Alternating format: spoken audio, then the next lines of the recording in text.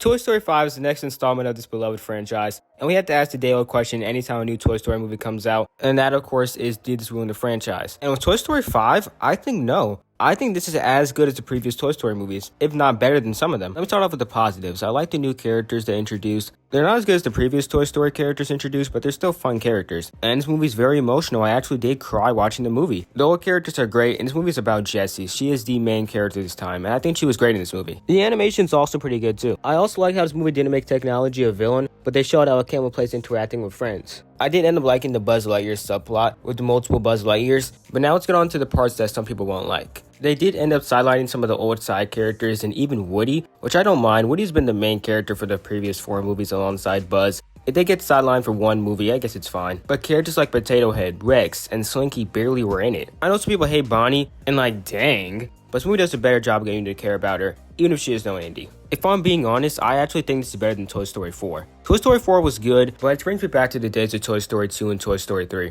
even if the classic characters are sidelined. The humor in this movie just wasn't hitting for me for some reason. It's not as funny as Toy Story 3 or Toy Story 2, and I have to say that Woody and Buzz dynamic just isn't the same. But it does feel like classic Pixar again, and classic Toy Story, and that's a good thing. And with the way this movie ended, we are getting Toy Story 6. And I do hope for the next movie they bring back some of the older cast, because the green aliens didn't do anything in this movie. And I already talked about how some of the older cast members got sidelined, but it was actually pretty bad. Like, the role Woody has in this movie is similar to like what Slinky had in Toy Story 2. And the role that Slinky has in this movie is similar to like Wheezy in Toy Story 2. I love that we got to spend time with Jessie, but it could have been like Toy Story 3 where Woody was the main character, but the other characters didn't get sidelined and they still had a decent sized role. Like, I get that we have Bonnie's toys now, and then we also have some new toys introduced in this movie, but for Toy Story 6, if we have to, get rid of those characters and bring back the classic characters, because those are the characters that we grew up with, and they help make this Toy Story franchise so special. And another thing that's really noticeable is how much older the cast has gotten. The energy isn't the same as it used to be. And I know that's not their fault, but when Toy Story 6 comes out in like 7 to 8 years from now, how much older will they be and how much will that affect the performance given? The first act of this movie is pretty interesting too. It's kind of messy,